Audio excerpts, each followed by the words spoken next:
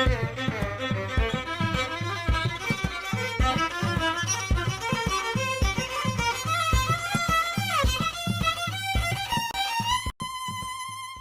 evening, and welcome to Whispers in the Dark.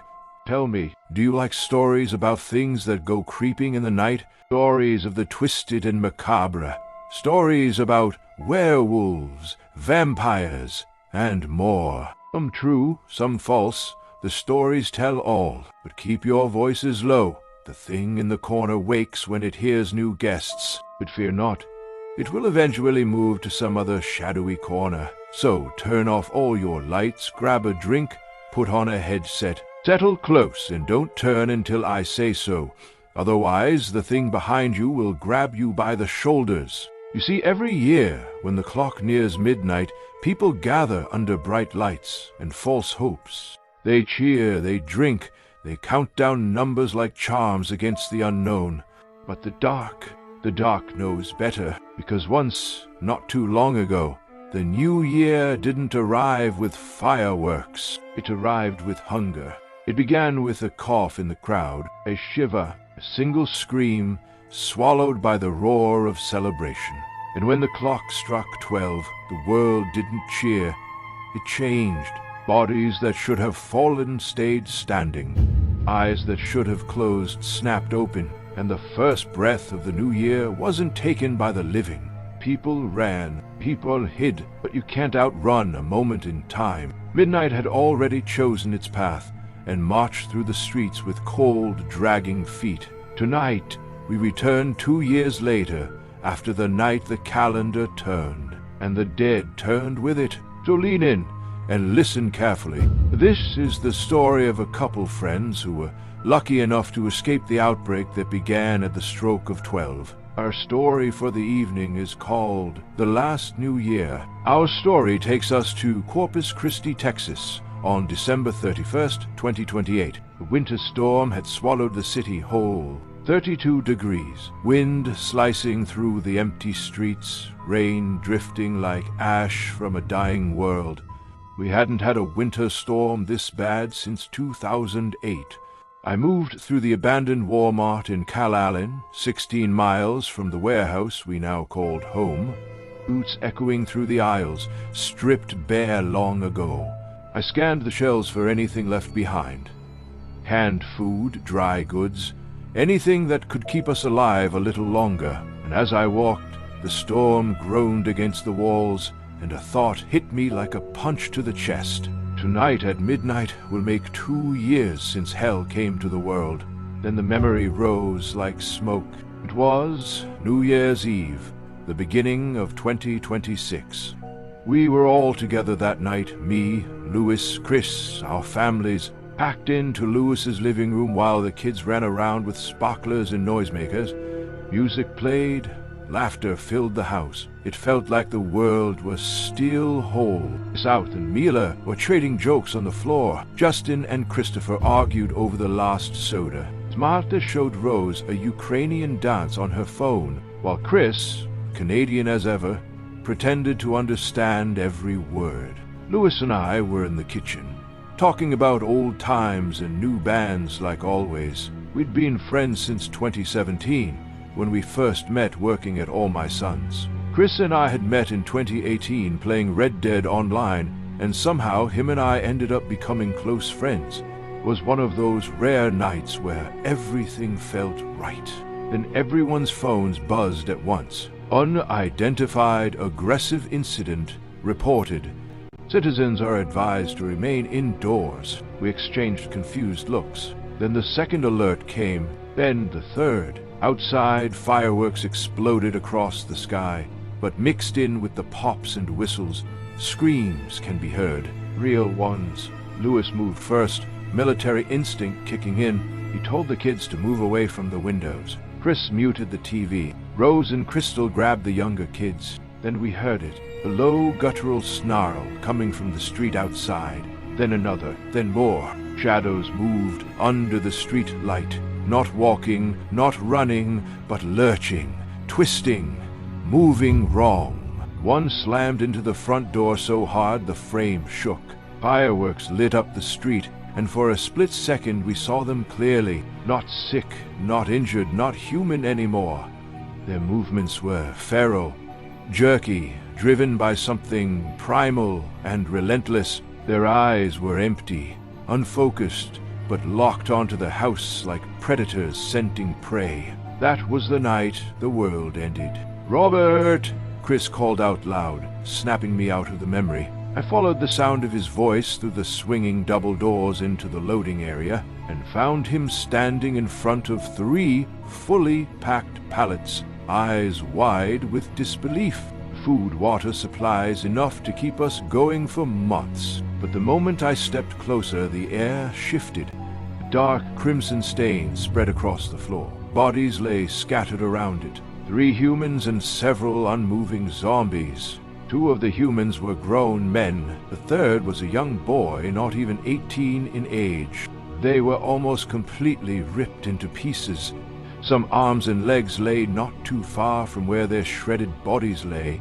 Then, by the double doors I came through, I see a 4th body and another unmoving zombie. It was a young woman in her 20s, and she had a bite mark on her left arm. The violence that happened here clung to the air like smoke. "They must have been loading up when the Z's hit them," I said quietly. "And it looks like she took out the ones that got her friends, then got bit in the process herself. Then, instead of letting herself turn, she took matters into her own hands and ended it." Chris lit a cigarette, exhaling slowly. "Looks about right."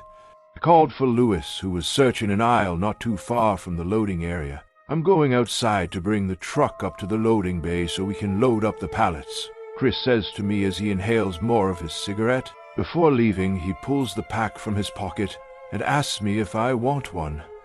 I look at him and grin as I pull a tin cigarette dispenser from my coat pocket. I open it and show him. Inside, placed neatly in a row, are 6 perfectly rolled joints. "I'm good, but thanks," I say to him as I close the dispenser and tuck it back into my coat pocket. As Chris walks off towards the truck, Lewis walks up pushing a shopping cart with a big grin on his face. "I found gold," he says excitingly to both Chris and I. Inside his shopping cart were 5 unopened boxes of instant coffee, and each box read 6 10-ounce jars. "That's not the only treasure that was found today," I say to him as I point behind me, using my thumb. "Holy hell, we really hit the jackpot today," Lewis says to me as he parks his shopping cart next to the pallets of supplies. "Most definitely. It's enough to hold us off for at least 2 to 3 months," I replied back. "Where was Chris heading?" he asks. "To bring the truck out back to the loading bay doors," I replied back to him. "Badass."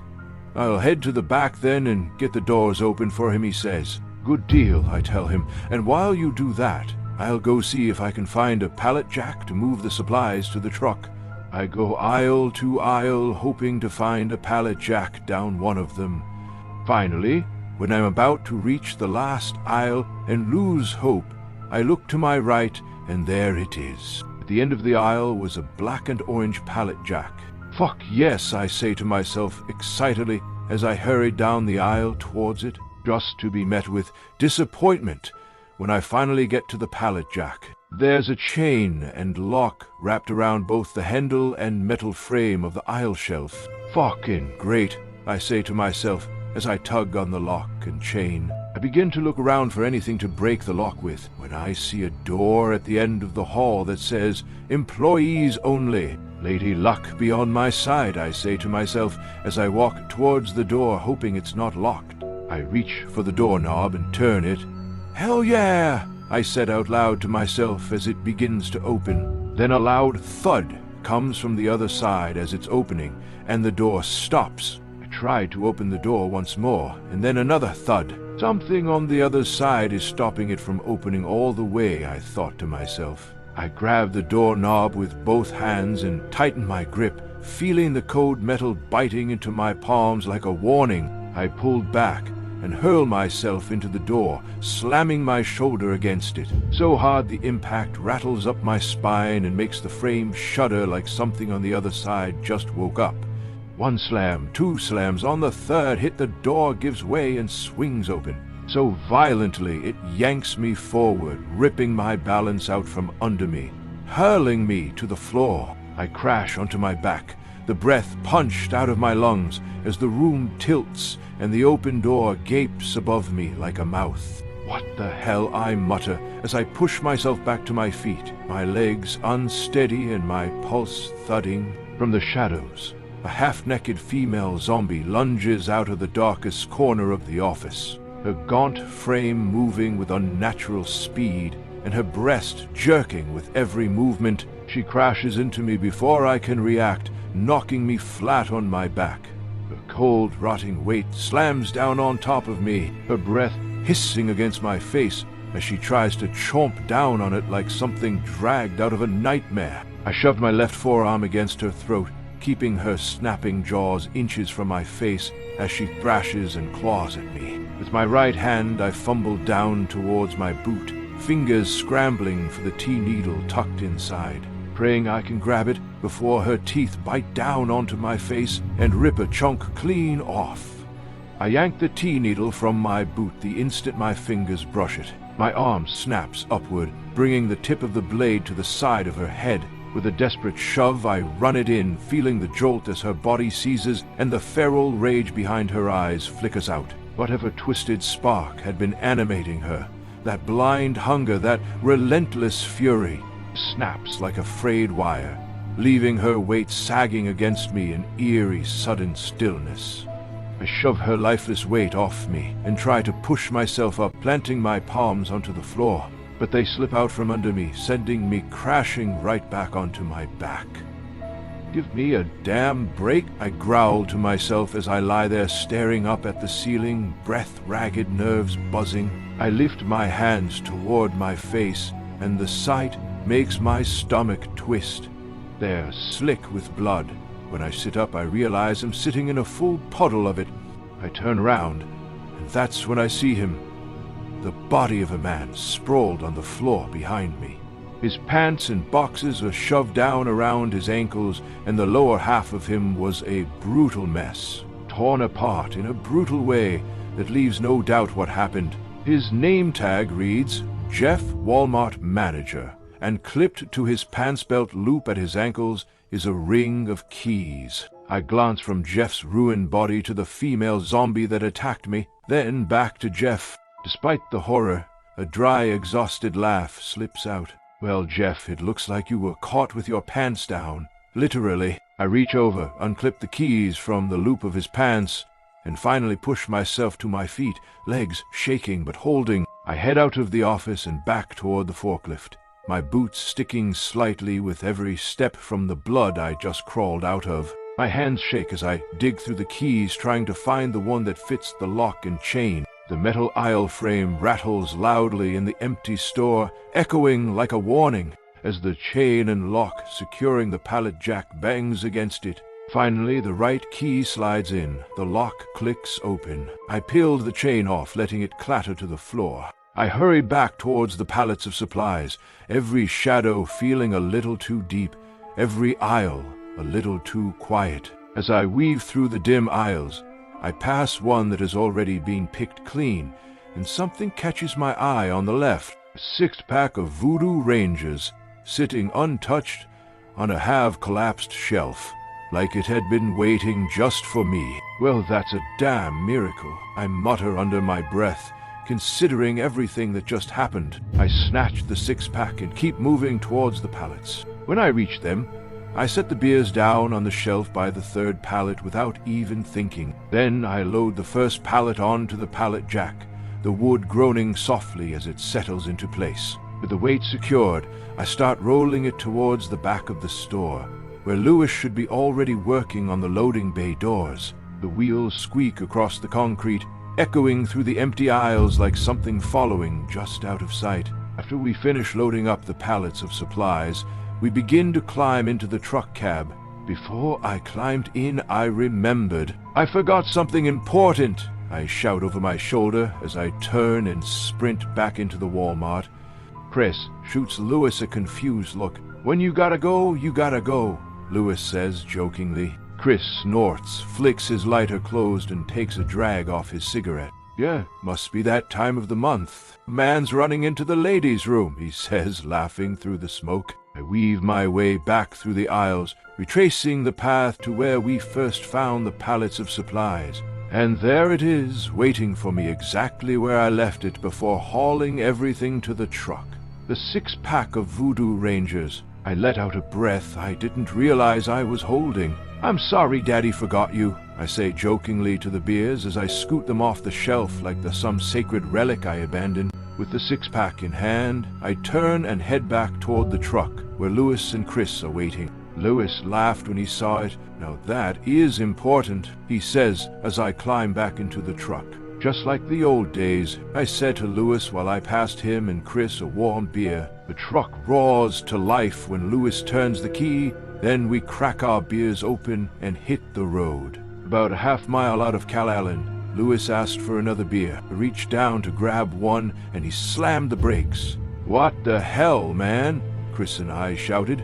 Louis pointed ahead, and not more than 40 feet in the direction we were going was a horde. Not a small cluster, not a handful, a roaming wall of the dead, stretching across the road, moving with a slow, hungry purpose that made my blood run cold.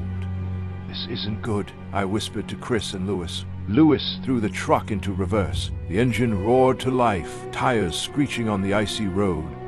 One of the zombies turned toward us, half its face missing, moving with a feral twitch like something possessed by a demon. It let out a shriek that cut through the storm like a blade. The entire horde turned in a flash. "Go, go, go!" Chris yelled. "What do you think I'm doing?" Louis shouted back.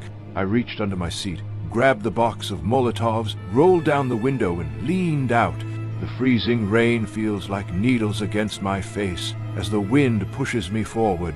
Chris strapped me into the harness welded to the truck frame. "Pass me one," I hollered to him. He lit the first Molotov and passed it to me. I hurled it into the horde. Flames erupted, lighting the night sky. The front line collapsed, but the rest kept coming, relentless, ferocious, unstoppable.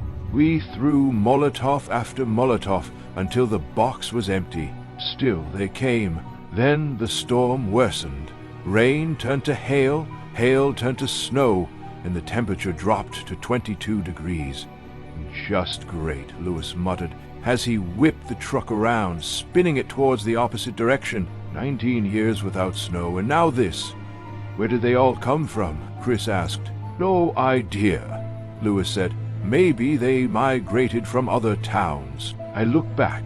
The horde was still chasing us, like a river of shadows in the snow. Then again, Louis slams on the brakes. Another horde, smaller but still dozens of them blocking the road. "What are we doing, boys?" Chris asked nervously. "The hell with it," Louis growled. He floored the gas. The truck roared like a demon out of hell, tires spinning until they caught traction, and we plowed straight through the smaller horde, bursting out the other side and hitting open road. A mile down and some good distance from the hordes, Louis turns on the wipers, cleaning blood and guts off the windshield. When he's finally able to see through the windshield, he sees it. A truck parked sideways in the middle of the road. "Hold on," Louis yelled. We slammed into it. Metal crunched. Our truck flipped onto its side and slid across the icy road until it finally stopped. We groaned, checked on each other, and then voices, laughter, marauders, Louis said. And just like that, all three of us went limp. The doors were ripped open a heartbeat later. Rough hands grabbed us, dragging our bodies out into the freezing night. The snow hit my back like a slap of ice, stealing the breath from my lungs. I kept my eyes half closed, breathing shallow, letting the cold settle over me like a shroud. "I think this one's dead," the marauder who hauled me out shouted to the others. "Same here," someone yelled back from the other side of the truck. Their voices echoed strangely in the dark, too close, too eager. I heard the marauder's boots crunching toward me, slow and deliberate. Then he stopped right above my head. I felt his shadow fall over me before his hand clamped onto the collar of my coat and yanked me upward. That's when the stink of his breath hit me, hot, wet, rotten. Not the smell of someone who hadn't brushed their teeth, not the smell of someone living rough. No, this smell was human flesh. And in that instant, everything inside me went cold for a different reason. These aren't marauders, I thought. These are cannibals. My right hand drifted down toward my boot, fingers numb from the cold as they searched for the tea needle tucked inside. The moment I felt metal against my fingertips, I moved. My left hand shot up, grabbing him, and in one fluid motion, fast, silent, practiced, I drove the tea needle upward. He collapsed. I pushed myself to my feet, breath fogging in the air, and looked toward where Lewis and Chris had been dragged. Both of them were already standing over the bodies of the men who pulled them out. I walked over as Lewis bent to pick up a rifle. "It works every time, boys," I said, letting a thin smile cut through the tension. But the night wasn't done with us. A fourth cannibal burst out of the darkness like he'd been carved from the shadows themselves. The gunshot cracked through the cold, and Chris staggered back, clutching his stomach with a cry. Lewis didn't hesitate. One shot, clean and controlled, and the attacker dropped. "A damn marauder," Chris muttered through clenched teeth, trying to steady himself as we checked the wound. "Those weren't marauders," I said. "What do you mean?" Chris says to me, confused and hurting. "When that guy pulled me in to check if I was breathing, I caught the stench of human on his breath." Lewis froze, eyes widening. Holy hell, we were almost a snack. And then, all at once, the three of us remembered the thing we'd been trying to outrun. The horde, and all that just happened, gave them time to catch up. Chris tried to stand but collapsed. "I don't think I can make it, boys," he said. "Stop being overly dramatic," I said to him. "You're getting up," Lewis growled. We lifted him together. We moved through the snow, leaving the supplies behind. The night was a black sheet, and the snow was a veil that made it impossible to see more than a few feet ahead. The smell of the dead thickened in the air. They were close. A silhouette appeared in the distance. A building. A side door was open. Inside was darkness and cold air. I flicked my Zippo open and lit it. We were in an abandoned auto parts shop. We found stairs leading to an overlook office and carried Chris up. I searched for pieces of wood and placed it inside a tiny metal trash can I found by the office desk, while Lewis tore open a couch pillow for cotton and sparked it using his ferro rod. The fire caught in the little metal trash can, filling the room with a faint, flickering warmth. I pulled out my travel first aid kit and handed it to Lewis. He began cleaning Chris's wound as the storm howled outside, slightly muffling the sound of the stampeding horde passing us by. Lewis tightened the last strip of bandage around Chris's stomach.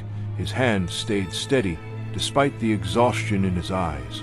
"You got lucky," he said quietly. Chris shot him a look of half pain and half disbelief. "What part of getting shot in the stomach counts as lucky?" Lewis smirked. "The part where the bullet went straight through, nice and clean, missing any arteries. The part where we don't have to worry about digging inside you for a bullet and praying you don't bleed out and die on this filthy floor. Trust me, you got lucky." Chris didn't argue. The pain did that for him. I stepped closer, lowering my voice. "Do you know who isn't lucky?" Both of them looked at me immediately like they already knew the answer but didn't want to hear it. "Everyone back at the warehouse," I said to them both. "They're waiting for us to bring food and water, and the horde's path is leading in that direction." The fire in the little metal trash can flickered, shadows stretching across the walls like they were listening. I looked at Lewis first. "Crystal, Mila, the boys, they're counting on you." Then I looked at Chris. "Martha's waiting for you, and you're all she has left after what happened to her mom and her sister when the outbreak started." My chest tightened, but I kept going. "And I've got Rose, South, Justin, and Christopher. We all have someone to lose, which means we stop the horde even if it kills us." Chris swallowed hard. "That's suicide." Lewis grinned like he'd just been invited to a bar fight. "Sounds like a good time. What's the plan?" "We blow them up," I said. Chris blinked. "And how exactly do you plan on doing that?" "Miller High School's football field. He raised an eyebrow. What, you want to play a game with them? Don't be daft, I said. We've got 3 fuel trucks parked in the middle of the field. All 3 have pretty much full tanks from last week's run to the fuel depot, and the field's only half a mile from the warehouse. Louis nodded slowly, but the field isn't big enough to hold the whole horde. That's why we use the twin buildings downtown. Here's how we'll do it. I laid it out for them, step by step, the plan forming between us like a blueprint drawn in smoke. 2 of us take 2 trucks to the towers. 1 truck drives into the first building, the second backs up to it, opens the valve, spills a trail of gasoline, then drives into the second building. The trail of gasoline is our fuse. Chris braced himself on the couch, breath tight, and the third person gets to play cat and mouse with the horde, distracting them with a car I saw outside. He stared at me. How do you know it even runs? I don't, but let's hope Lady Luck's on our side, I said to him. Back to the plan. The distraction buys 15 minutes, then the horde gets led straight to the towers. The 2 who set the trucks up inside the buildings wait for the distraction to show up with the horde, use blowhorns to pull the horde in, then run for the stairwell and climb all the way up. Louis nodded, and once they're sure the horde's inside, they rappel down the elevator shaft using the ropes we left last week. Chris exhaled slowly. And the third person? He waits outside. Once he sees the hordes inside, he takes the flare gun Louis has in his pack and gets some distance. Once he makes some distance between him and the buildings, he will begin to count to 300. By then, the other 2 should have made it out already and put some distance between them and the buildings. And if they didn't, Chris asked quietly, then he sticks to the plan, I said, and prays they made it out. Silence settled over us, heavy but not hopeless. Chris finally broke it. Who's climbing the stairs, and who's blowing the zombies sky high? Louis laughed. You're not climbing anything with that hole in your stomach. You're the distraction. I nodded. He's right. You're driving the car. Chris sighed. One more question. What if the car doesn't have keys? I pulled out my pocket knife, flicked it open, and gave him a slow grin. Let me worry about that. Let's hope the car works, Louis said, voice tight, eyes flickering towards the dark beyond the office door. Let's hope so, I muttered, pulling my coat tight as I headed down the stairs. The building groaned around me. Old metal, old memories, and something else, breathing in the silence. I pushed through the empty mechanic shop, boots echoing in the hollow space, and slipped out the side door. The cold hit me like a tidal wave. It stole my breath, stung my eyes, and made the world feel sharper, meaner. The dark blue 2008 Mazda 3 sat alone in the lot, half frozen, like it had been waiting for someone foolish enough to try awaking it. I hurried toward it, breath fogging in frantic bursts. My fingers trembled as I reached for the handle, praying the universe wasn't in the mood to screw me over again. The door clicked open. Oh, hell yes, I whispered, sliding inside before the cold could change its mind. The interior smelled like dust and old air. I pulled out my pocket knife, popped the steering column open, and exposed the wires, stiff, brittle, like veins frozen in place. I grabbed the red and white wires, cut them, stripped them, and twisted them together. The dashboard flickered to life, casting a pale glow across my face. Still got power after 2 years. Good girl, I breathed. I reached back under, found the brown wire, cut it, and stripped it clean. With the red-white wire in one hand and the brown in the other, I tapped them together. 1 tap, 2 taps. The engine roared awake, a sudden violet growl that echoed through the empty lot. The gas gauge hovered above half. Hell yeah! I yelled, adrenaline flooding my veins. I cranked the heater, shut the door, and turned to sprint back inside. Something explodes out of the darkness. A zombie charged at me, fast, silent, its movements jerky and wrong, like a puppet yanked by invisible strings. Its eyes locked onto me with that dead, hungry focus that always made my stomach twist. My hand twitched towards the T-needle in my boot. I'm not fast enough. I knew it instantly. So I planted my feet, braced, and waited for the right moment. The thing barreled toward me, snarling, arms outreached. The moment it got close enough, I lunged forward, grabbed it under the arms, and used its own momentum to lift it up and slam it into the concrete. The impact cracked through the air. I dropped my knee onto its chest, pinning it. It thrashed beneath me, jaws snapping. "Why does this always happen to me?" I muttered, reaching for the T-needle. My fingers wrapped around the handle, my left hand clamped around its throat. I drove the needle up under its chin, piercing through the skull. Its body went still beneath me, the fight draining out like a light switching off. I stood, breath steaming, heart pounding like a war drum. I barely took 2 steps towards the building before Lewis and Chris pushed through the door. Lewis spotted the corpse at my feet and smirked. "Looks like you are having fun without us." I stared at him. "You and I have 2 very different definitions of fun, my friend." He laughed as we piled into the Mazda, me in the driver's seat, Chris in the back, Lewis riding shotgun. "What, you couldn't find a bigger car?" Lewis joked. "Oh, my bad," I said. "Let me call Rent-A-Car real quick, see if they've got an SUV available." Lewis laughed, and Chris chuckled weakly behind us. "Buckle up, boys," I said, gripping the wheel. "Let's kick the tires and light the fires," I said as I hit the gas. The Mazda shot forward, tires crunching over ice as we sped toward the horde. As we get closer, we see it, a shifting wall of bodies waiting in the distance. Restless, a seething mass clogging the road, swaying like a single monstrous organism. "What now?" Lewis asked. "This," I said, and floored it. The Mazda slammed into the front line.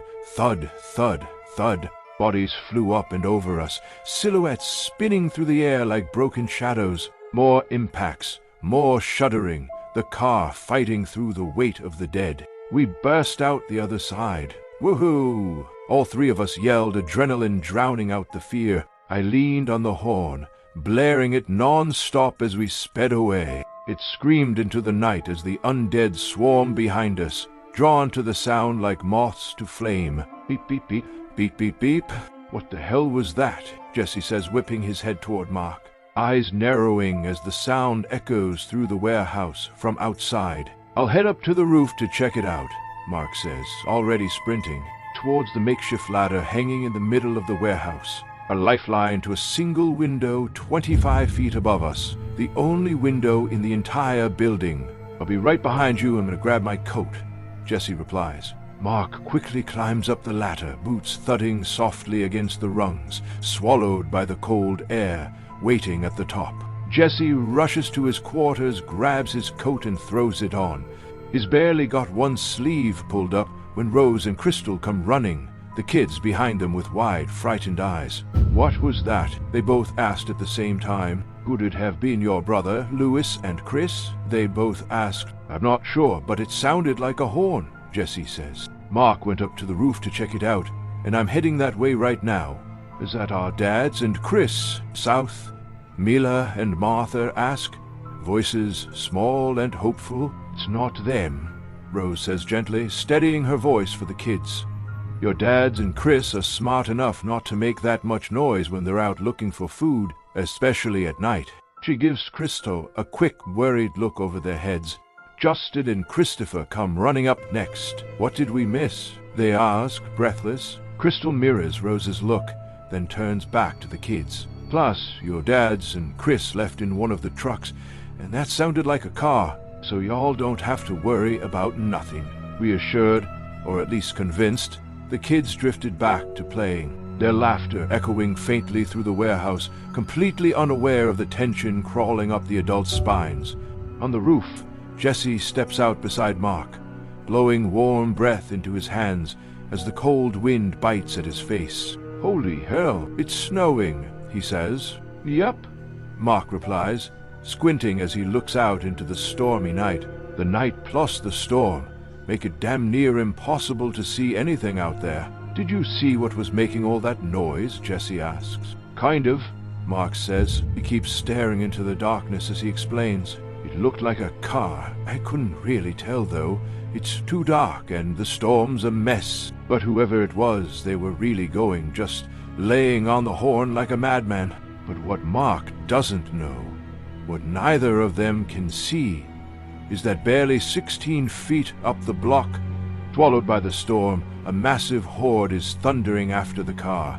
The night hides everything except the frantic flash of headlights and the fading glow of taillights disappearing into the snow. As long as they keep going the direction they're going and not this way, they can honk all they want, Jesse says, turning back toward the warmth of the warehouse. Yeah, Mark answers, his eyes still fixed on the distance. The football field, the fuel trucks, they're in that direction. Good thing it's dark and the storm covers everything. Maybe they'll just keep going and pass the field. He finally turns and heads back inside. Back inside the warehouse, Rose and Crystal sit on some couches they dragged out of the break room months ago. South, Miller, and Martha sit cross-legged on the floor in front of them, while Rose reads a story, her voice soft and steady. In the distance, Christopher and Justin can be heard fighting.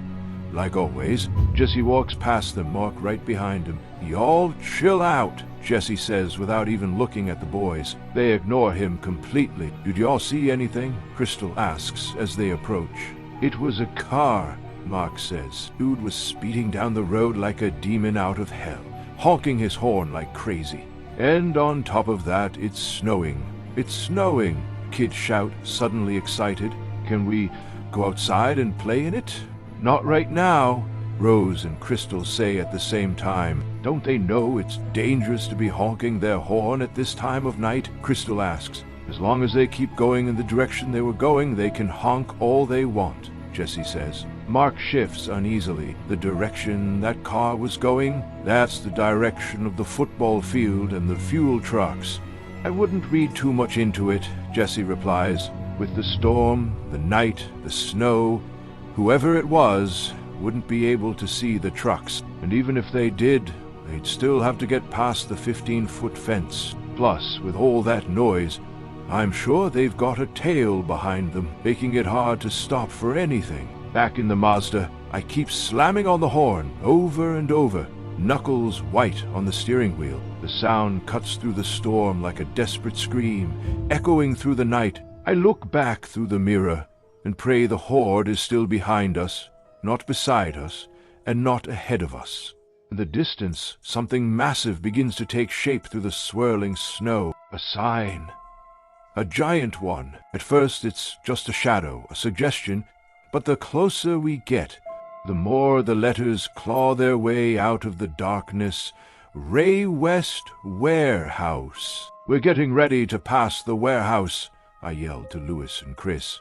Shouting over the horn, the engine, the storm, all of it blending into one frantic roar. "Copy that," Lewis yells back. "Hopefully the horde stays on us," Chris shouts. "I've got a gut feeling they are," I yell, though the truth is, I don't know. The storm is too thick, the night is too deep, and the idea of losing the horde hit me like a slap to the face. We speed past the warehouse, no more than 60 feet from where our families are sleeping, reading, laughing, unaware of the nightmare sprinting behind us. We pull up to Miller's football field, and Lewis and I jump out of the car before it fully stops, boots slipping on the icy pavement. Chris dives over the seats into the driver's side. "You know what to do," I shout to him. "You know it," Chris yells back, slamming the gas and leaning on the horn again. The sound is shrill, frantic, echoing through the night like a warning siren. Lewis fumbles with the lock on the gate, and that's when it hits us. The smell, that thick, rotting, suffocating stench of the dead, like the air itself is decaying. And then the sound follows, the distant, rising shriek of the horde, getting closer and closer. Lewis and I dive behind two dumpsters, sitting just 2 feet from the gate. The metal is freezing against my back. The snow is cold enough to burn, and the footsteps, God, the footsteps, thunder pass us like a stampede of nightmares. When the echo of the footsteps fade, we rush back to the gate, Lewis's keys are still hanging from the lock. He twists it open with shaking hands. I glance behind us to check if any stragglers are trying to sneak up on us. We shove the tall gate doors open. Mine swings wide, and as I turn back, something bursts out of the snowy darkness. A zombie charging straight at me. What the hell, not a third time, I mutter, bracing myself. No time to reach for the tea needle in my boot. No time to think. Just cold panic and the pounding of my heart. And then the blade whistles past my head. Close enough that I felt the wind of it. Close enough that it could have taken my ear off. It buries itself in the zombie's face. The creature drops at my feet, twitching once before going still. I spin around. Lewis stands there, arms still extended from the throw, grinning like a maniac. "You're welcome." Holy hell, man, that was inches from my face. "Then it's a good thing I didn't miss," he says. "Luckily for me, you're one hell of a shot." "What are you talking about?" he jokes. "I was aiming for its leg." He grins and walks through the gate. I touch the side of my face, still feeling the ghost of the blade's wind. I grin. "Damn," I mutter, following him in. I jump into one of the fuel trucks and pull the visor down. The keys fall out. I catch them midair and shove them into the ignition. I glance over, and Lewis is doing the same. We turn the keys at the same time. The trucks roar to life. Deep, guttural, animalistic, like waking beasts. We slam them into drive and tear out of the field, cutting left toward the twin buildings downtown. By the time we reach them, the storm has died, and the snow has stopped. The world is eerily quiet, except for the ocean waves crashing somewhere beyond the buildings. A slow, rhythmic reminder of how small we are. I grab the radio. Looks like clear skies, with the chants of boom shakalaka hoa in the forecast. "Eyes forward," Lewis replies. We reach the front of the buildings. I floor the gas. The truck smashes through the already broken glass doors, metal shrieking, glass exploding all around me. Then it slams into a pillar and stops dead, whipping my head into the steering wheel. Warm blood trickles down my forehead. I stumble out of the truck and collapse to the ground. The world tilts. The lights blur. The cold bites at my skin, but everything feels distant, muffled. I force myself up, and Lewis has already backed his truck up to mine and is at the back opening the valve. Gasoline spills out in a steady stream, snaking across the floor like a living thing. "You ready?" he calls out, running back to the cab. I give him a thumbs up, still dazed. He drives his truck into the smaller building, leaving a perfect trail of gasoline behind him. I run back to my truck and grab the blowhorn. Outside, Lewis stands with his own horn in hand. I look at my watch. 5 more minutes, I shout. He nods. The minutes crawl by like hours. Then, beep, beep, beep, the Mazda comes flying around the corner, tires screeching as it spins into a perfect 180. Chris yanks the reclining lever and disappears into the backseat. Then the smell hits us. The dead. Thick, heavy, close. The groans follow, dozens, then hundreds echoing off the buildings. The horde is here. Lewis and I raise our blowhorns, and the sound of the horns tear through the night. The horde freezes, turns, looks at us, and then they charge. I spin and sprint for the stairwell, still blasting the horn. I crash through the stairway door and start running up the stairs. 1 flight, 2 flights, 3... Then, behind me, boom! The door below explodes open. I look over the railing. They're pouring in, flooding the stairwell, clawing over each other.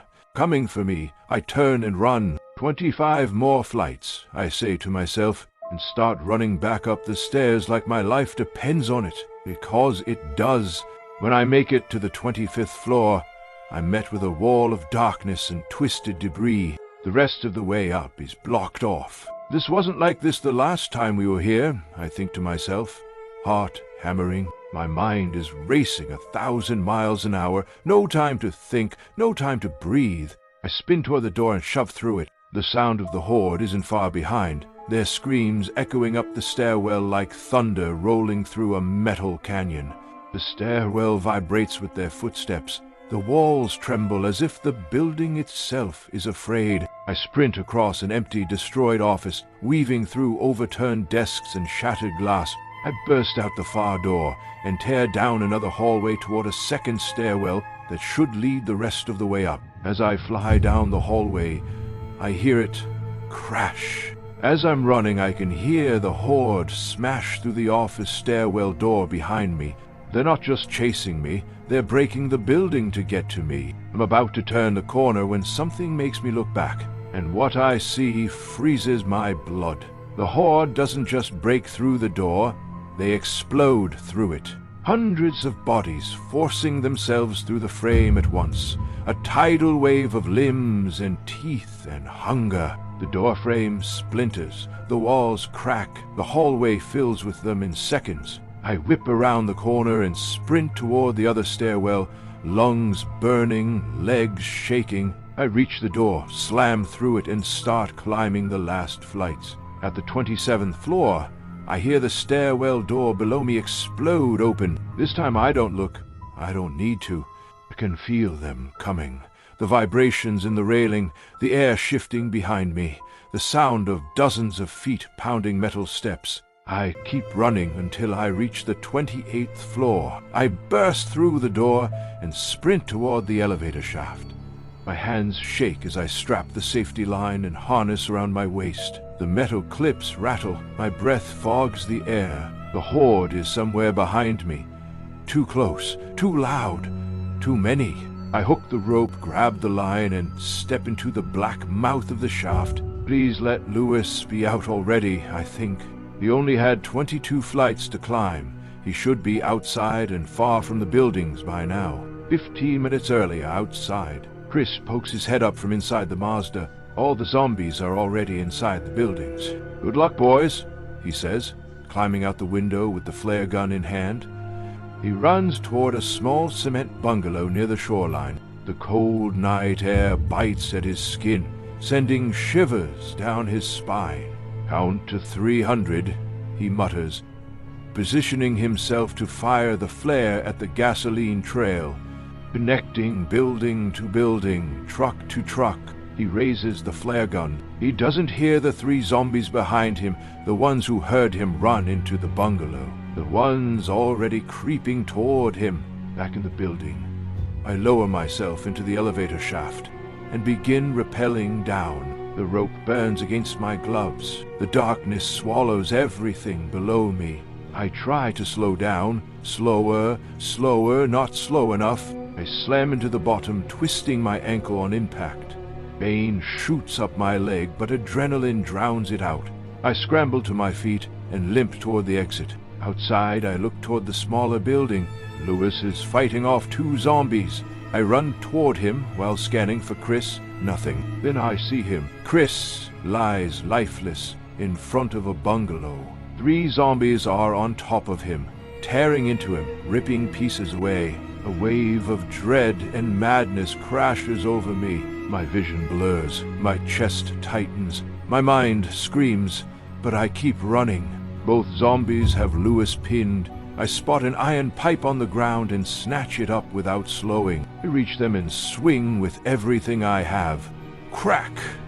The first zombie drops instantly. I swing again. Wham! The second zombie's skull caves in under the blow, and it collapses on top of Lewis.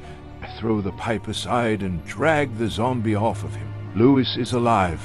Barely, but the damage is done. Bite marks, ripped flesh, crimson spilling from his traps. Another chunk missing from his thigh. I'm cooked, he says, looking up at me. Damn it, I choke out. I tell him that Chris didn't make it. A look of dread and heartbreak washes over his face.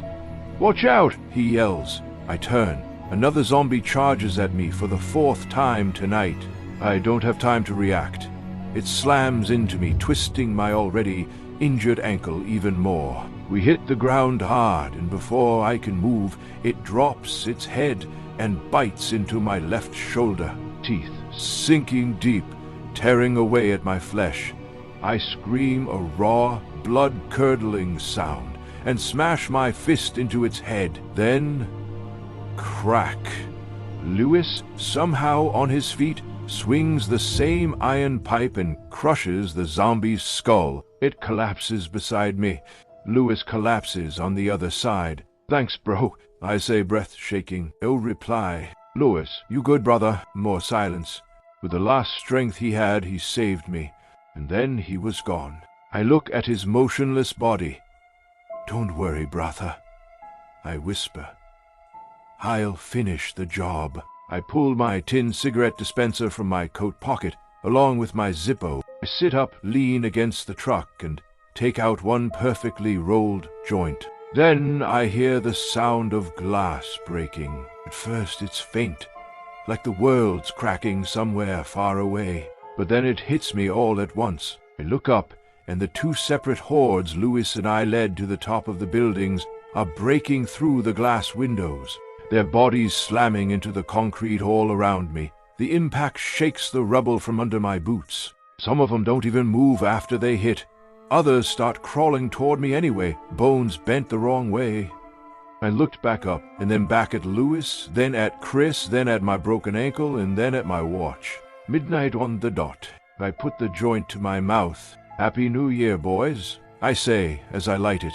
Take a long puff and toss my Zippo into the pool of gasoline, causing a blazing trail of fire leading to the other truck across from us. Back at the warehouse, boom! A thunderous explosion rips through the night, shaking the warehouse walls. Dust falls from the rafters, the couches tremble, the kids scream. What was that? Rose, Crystal, and all the kids cry out at once, voices overlapping in panic. "I have no idea," Mark says, already moving. He and Jesse rush to the makeshift ladder and climb fast, and slipping slightly from the cold metal rungs. Once at the top, they see it. A bright glare in the distance, a fiery glow pulsing against the dark sky in the direction of downtown.